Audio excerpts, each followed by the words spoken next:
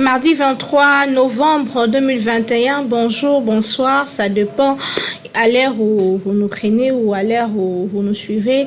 Partout dans le monde, nous sommes très heureux de vous savoir très nombreux. Vraiment, na programme Kindoki politique et comme bino programme na bino Obozali Kotia, vraiment merci mingina soutien pe la nenge toza toujours ensemble en train de travailler pour que Mboka na biso et Kindeli Bosso. Alors, na cadre émission Kindoki politique ya mokonalilo to ambeli bino activiste pro changement ndeko Providence Lukuli azali bongo ko ya ba activiste ya Filimbi pe initiateur ya Archa pe de sous moko ya baluka changement et za tautologie te mais ya linga mini changement, c'est pourquoi je répète ça comme ça. Alors na yelongo to sola quelques questions d'actualité sur sitting au ezala qui refusait hier les sous azala qui interpellé ni les kanaki en tout cas tous na na plateau na bicha mokonalo Kindoki politique ne zappe pas na yelongo to sola sur nyonso o ezali ko salema awa na mboka na biso démocratique di Congo. Alors mon mboka Providence Lukuli mbote na yo.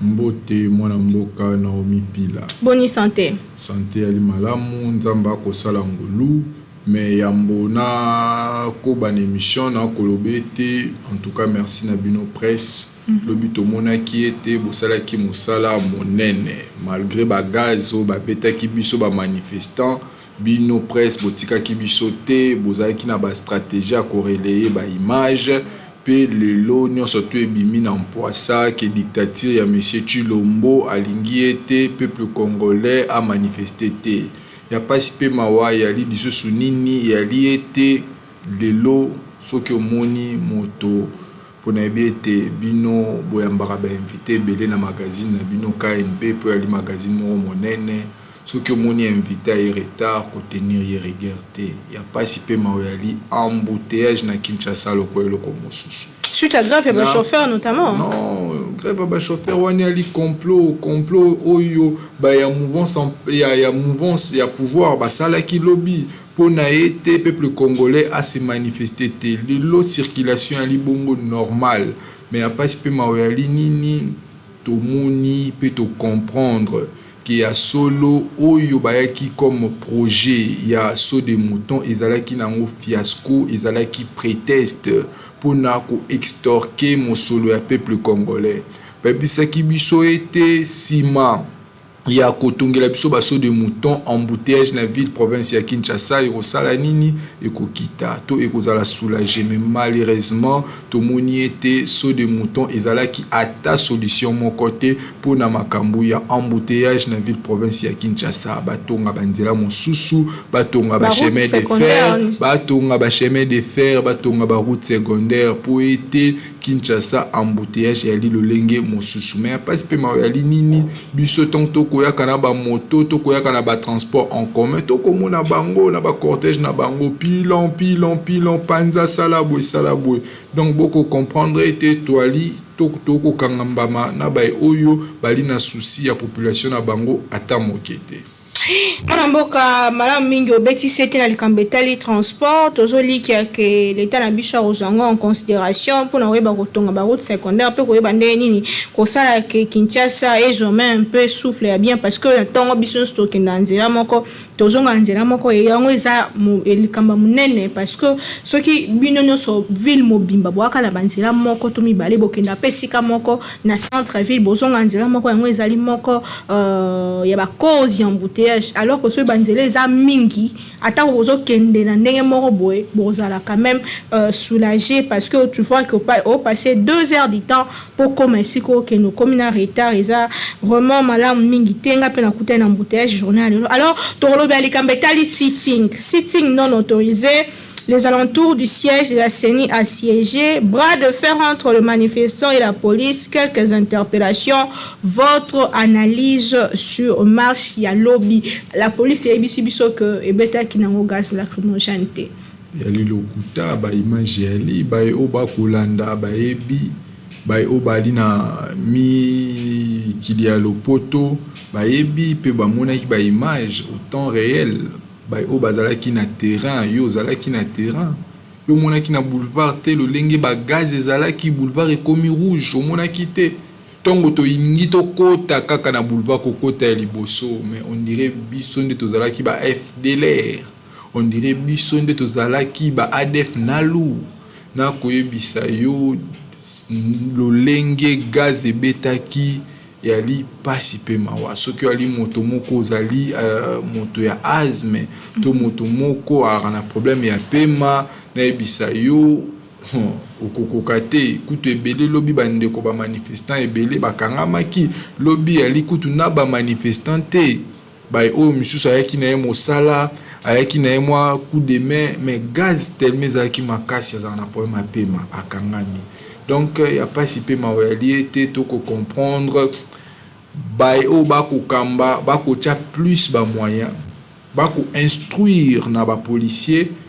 comment ne pas laisser le manifestant ou la population de manifester. Au Kolobete, site non autorisé. Maman ou ali journaliste monene, on a coupé sa respect mingi. Ou biango ke pona ko manifester, tozali na régime, oyo babengi ya information te mais ya autorisation.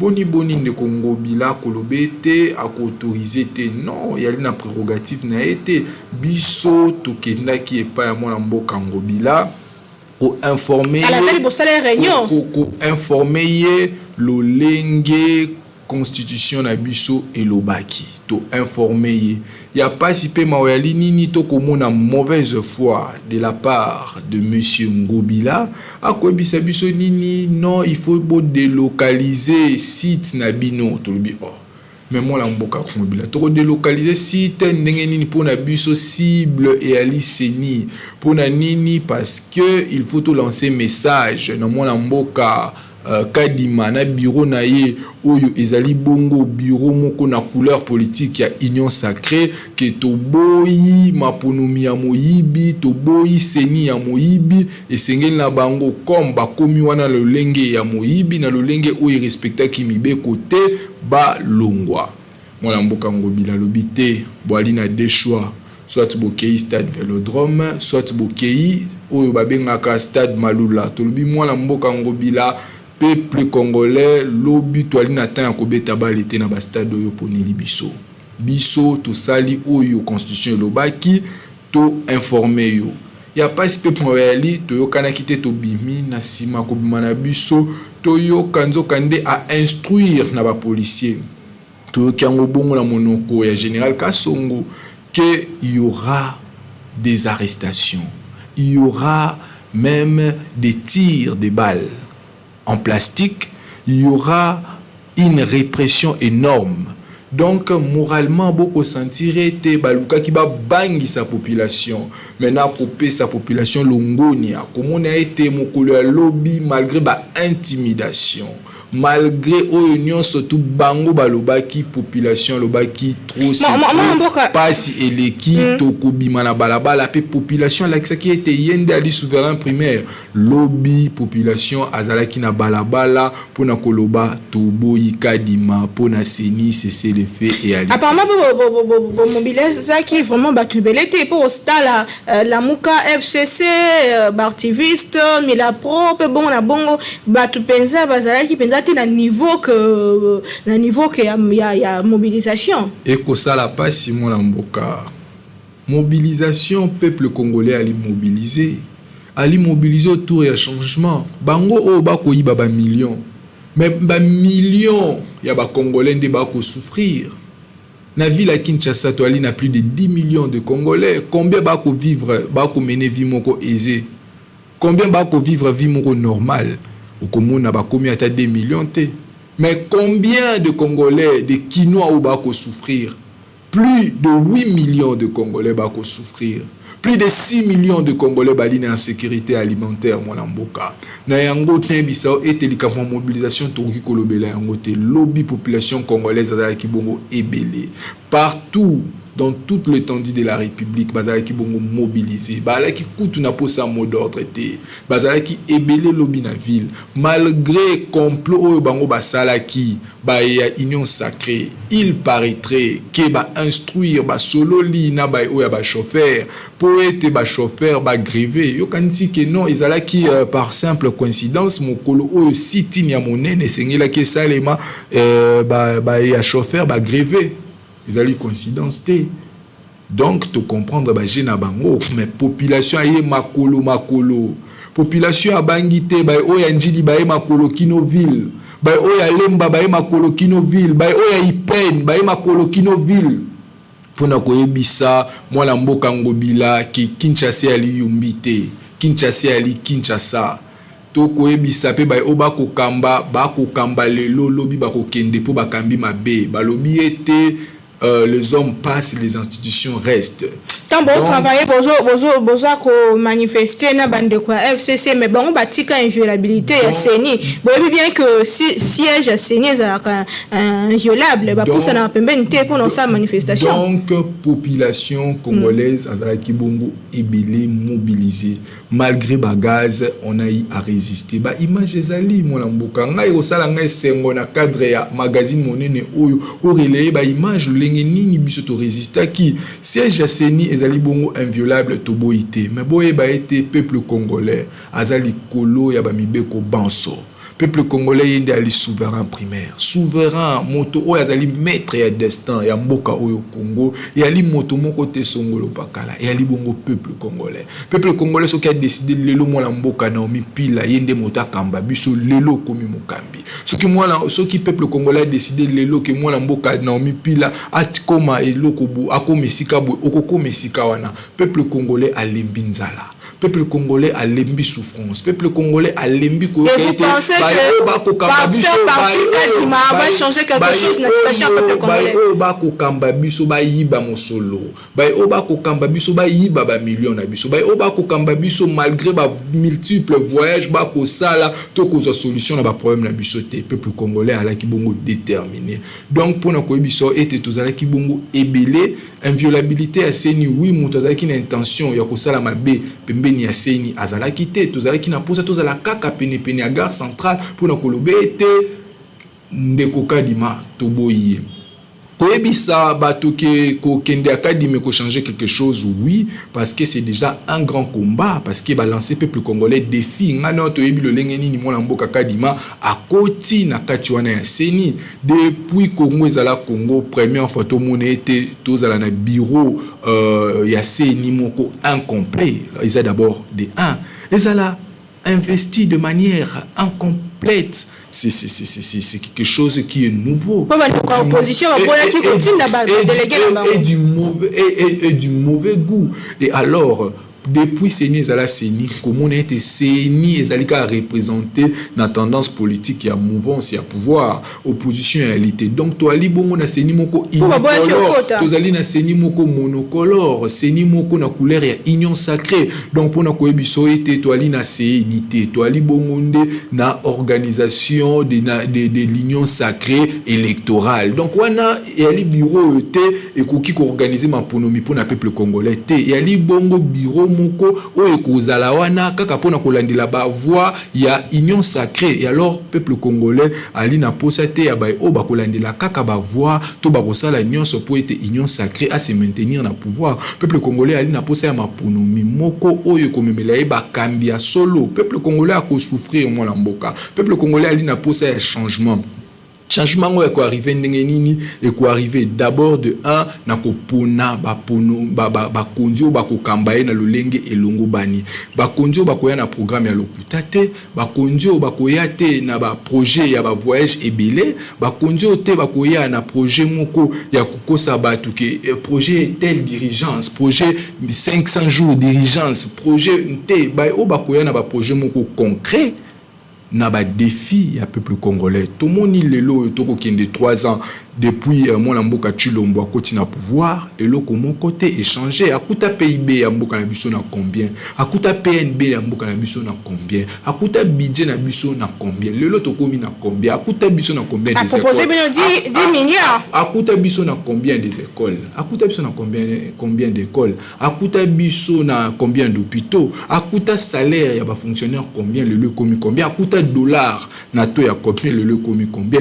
akuta savon monganga combien, le komi combien, akuta maki combien, le komi combien.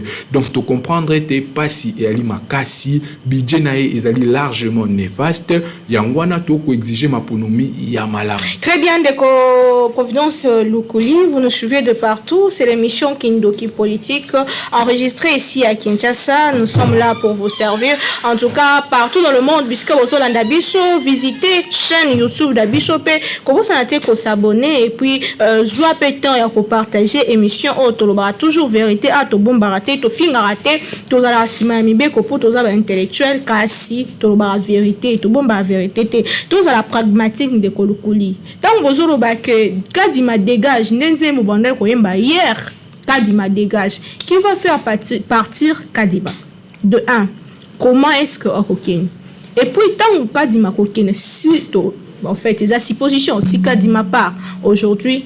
Qu'est-ce qui va se passer? Quel est votre qu'est-ce que vous allez proposer? Quelles sont vos propositions concrètement? De 1 Kadima dégage nani okendisa Kadima. Bah o babande koyemba ensemble peuple congolais, détermination à peuple congolais, sens patriotique à peuple congolais. Et ça yo ezali na posa maponomi ya kitoko o ba li kolemba te balba ki pona seni c'est les finalités ba yo wana nde ba okendisa Kadima po ete lelo yo okoyeba lobby ville ezalaki on dirait journée ville morte to moni ete ba kenda ki vraiment musala lo lenge longo banite yo kanso ba bito sala ngo 5 jours maintenant ko problème, toute situation vous allez encore intensifier.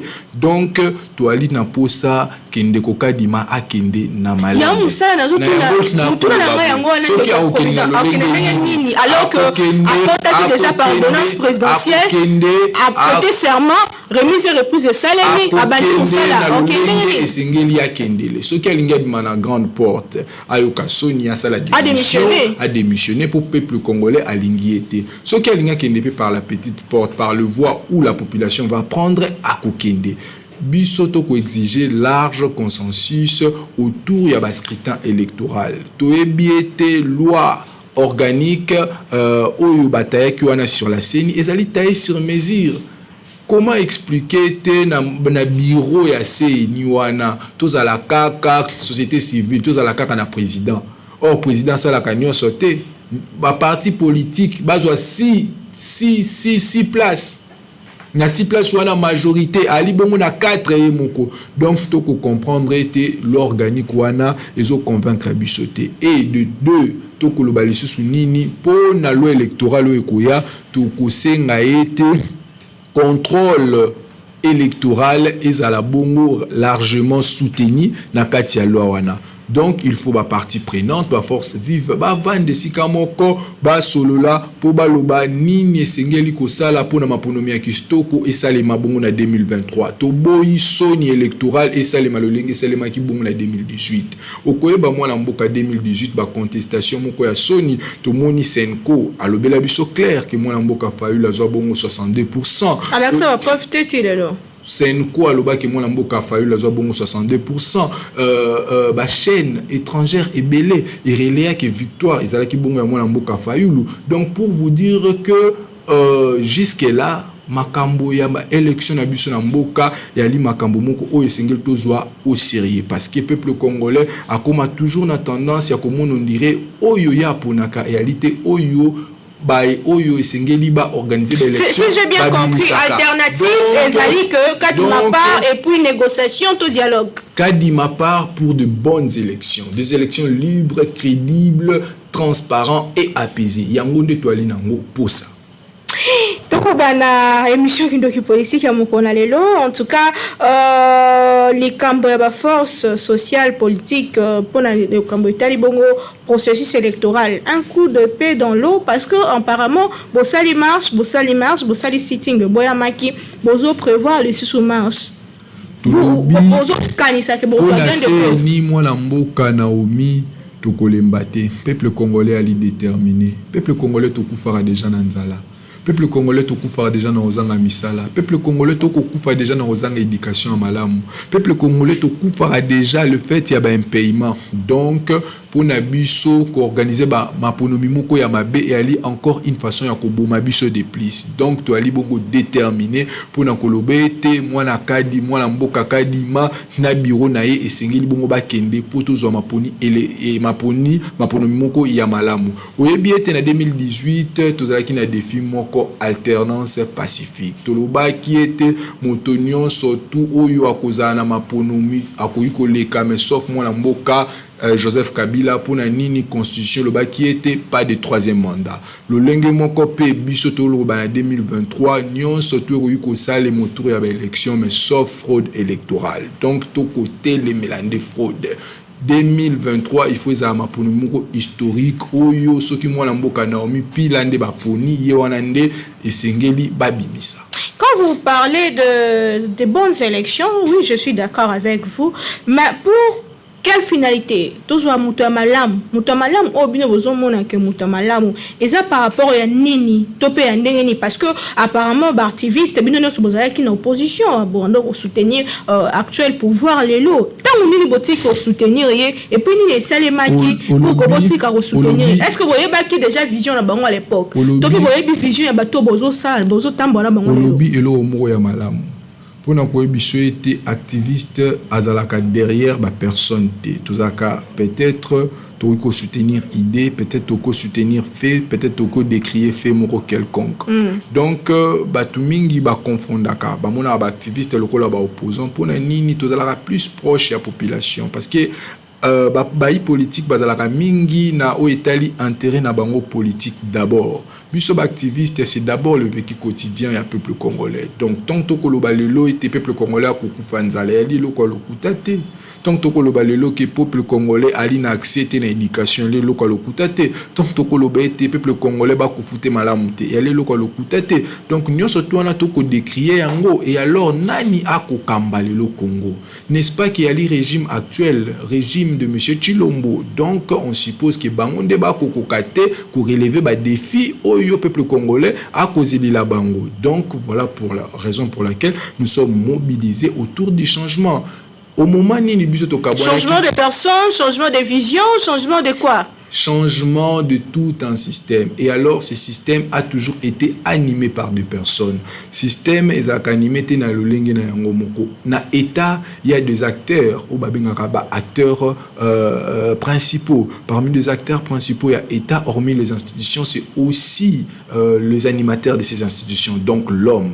Et raison pour laquelle nous avons besoin de véritables personnes qui vont venir concrétiser des projets clairs, nets pour le développement de notre pays. Pas de personnes au bakoyana ba idée moko démagogique. Oh non, na coupé sabino budget à 100 milliards pendant que bako kokate kino lelo ko mobiliser 10 milliards ya pamba. O te to kotonga école, ba école pendant que bazo kotonga ba école te, ba emoko ba loba ke ba oyana gratuité, ba bandi mvuya ya gratuité kino lelo yo ba école bazongeli na bango kufuta kufutisa ba frais pe na biso ba kotanga te éducation na bango et ali bongo puisque vous parlez de projet pendant ces temps vous parlez de projet pour le bien de la population puisque vous soutenez puisque vous parlez de la population vous voulez que la population soit en paix soit à l'aise tout il vous arrive bovandi bozota la vision un homme politique na bobi que vision na eza malam pour mboka na biso.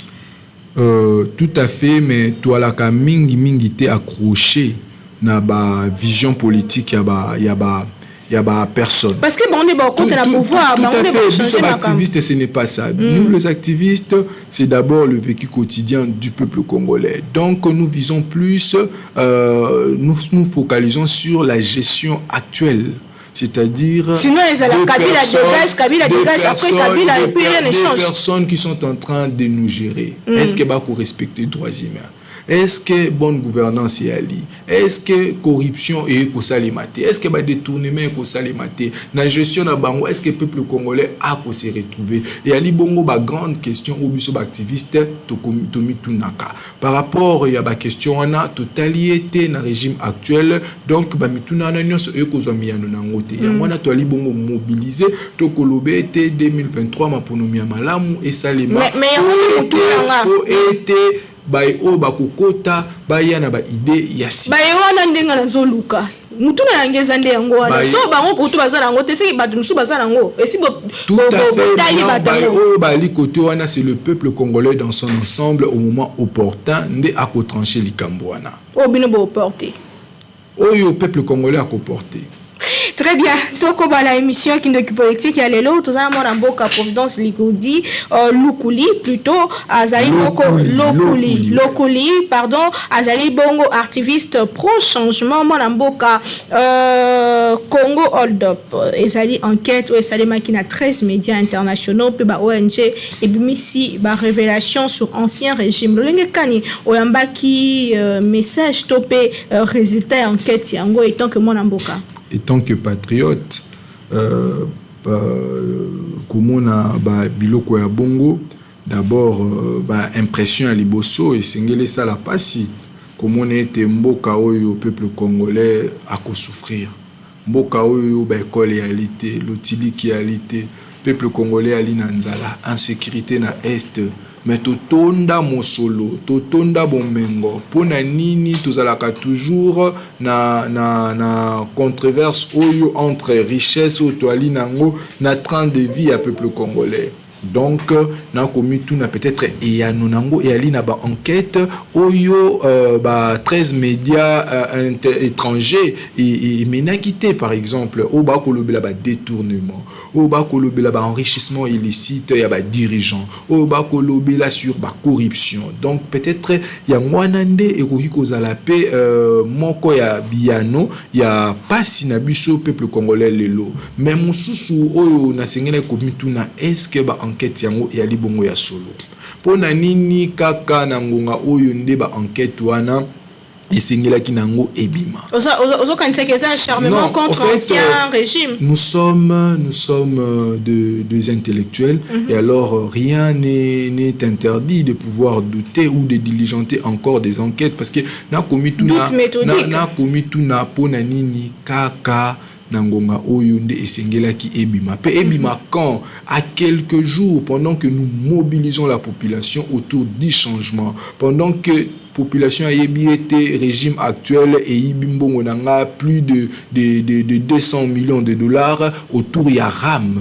Pendant que le peuple congolais a été oyo ba kokamba biso lelo ba utilisant mbongo ezalaki na réserve d'échange nyon surtout na makambo balobaki projet à 100 jours oyo et aboutisate pona nini kaka ko bimisa makambo wana na ngonga oyo. Donc il y a lieu ya ko se questionner, vous voyez. Mais alors on s'est dit que boyebi était impérialiste balingaka te komona ba président africain après avoir géré mboka na bango ba vivre tout ba mener vie moko normal.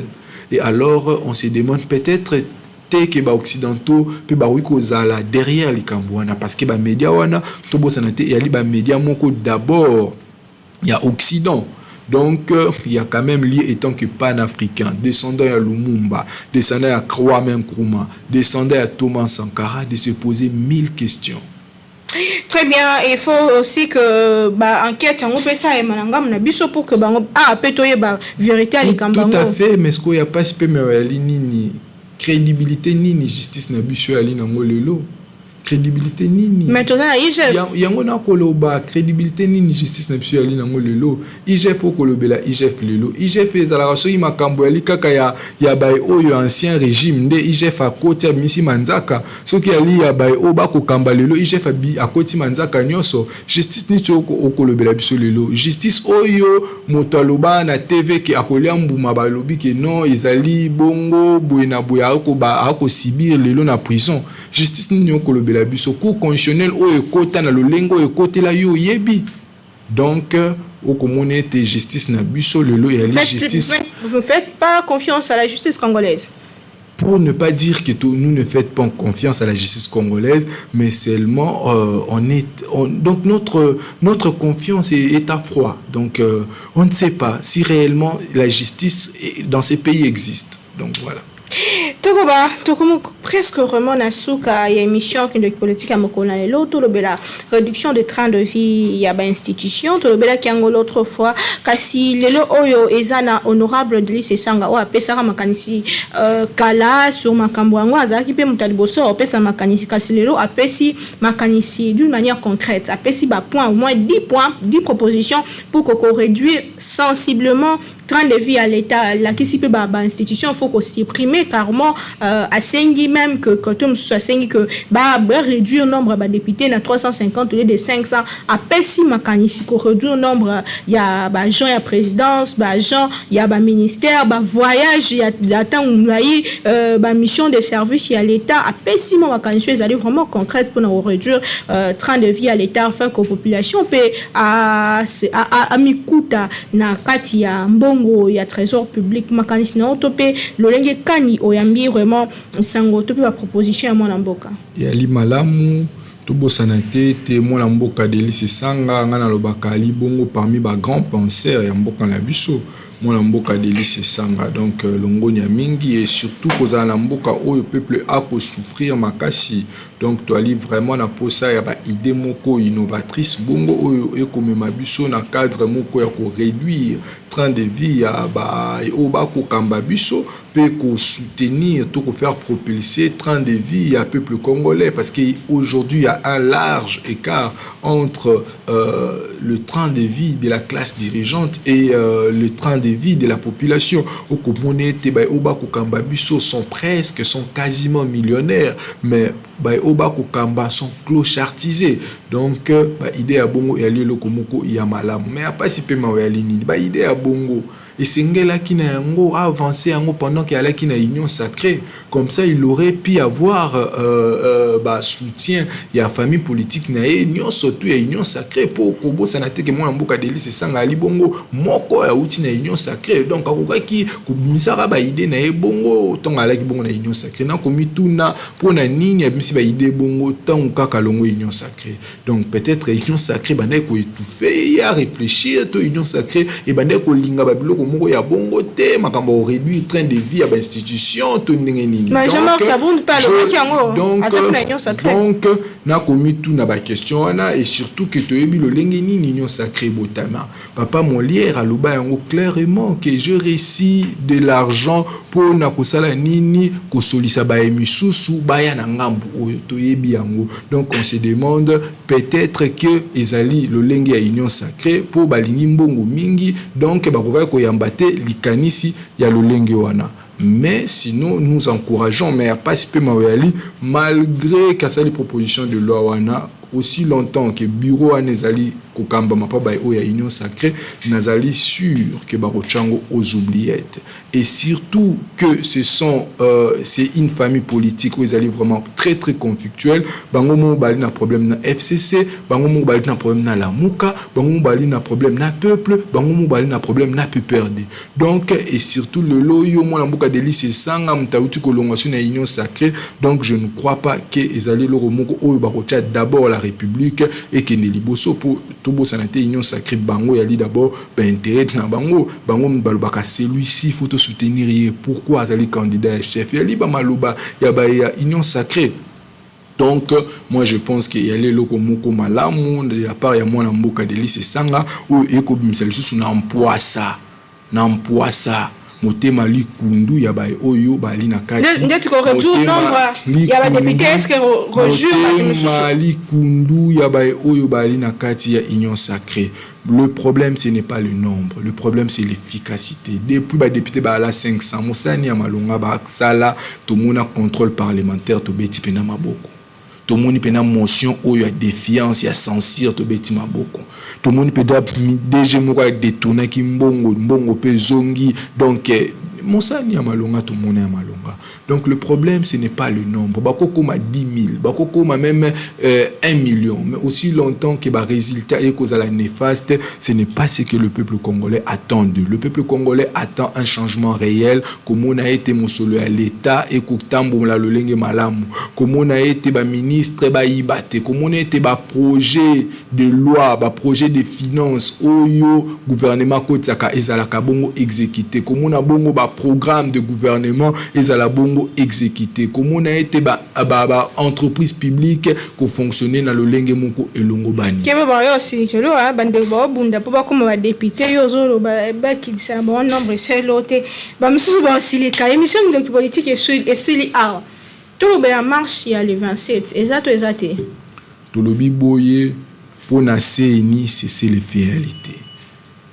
Il y aura certainement communiqué où ils ont na mikolo milandi na makambo etali marche wana otulubaki na mokolo le 27. Ba force sociale et politique to ali bongo déterminé autour ya KCC na Milapro pour na obtenir consensus autour ya scrutin électoral pour pona biso élection 2023 ya lima ponomi moko oyo esengeli emema bongo changement na mboka na biso Congo. Très bien, émission à Kozala bongo ebele. Tous allez mobiliser, déterminer. Rendez-vous na marche. Bae banso o bazala ki bongo gazé. Bae banso bazala ki bongo molesté. Bazala ki bongo agressé. Biso banso to kozala na marche. J'espère que va l'embaté parce que va ote ma ba oke ne na etumba oyo Rosimu Kendi akenda. Apparemment le chien boit Teres Kapangala kenda Isen akenda tolembate na yango tolobiete le peuple gagne toujours, le Congo nous appartient à tous. Le pays ici n'est pas une ferme privée, il y a ba classe dirigeante, to ya bande mongo ya ba politicien o ke bango kaka nde ba profitaka na mosolo ya mboka. Le Congo nous appartient à tous. Nous devons tous se retrouver et alors esengeli na biso tant que souverain primaire to pona solo ba kondi oyo bakukamba biso na lolenge elongo bani na 2023 tomoni ete ba oba kukamba basali bongo fiasco basali bongo na bilante 2023 esengeli maponomi ya kitoko. D'abord, c'est là que tambo aussi so tambo le président de la République a bengi bino siko nde bovanzi esika moko boso linde botiki. Wana e ali bongo likanisi na yo. Pona biso c'est 2023 ba scrutin électoral ya malamu. Émission est ici des composances locali to locali plutôt to pesio matondomi na dimo na dengo zime ko na mituna na biso to ju rendez-vous pour une prochaine fois toujours na cadre émission na biso kindo politique na bino to kutani lobby na invité à Seka toujours avec le même plaisir tika Nzambe a bénissa mboka na biso République démocratique du Congo. Bye, à très bientôt.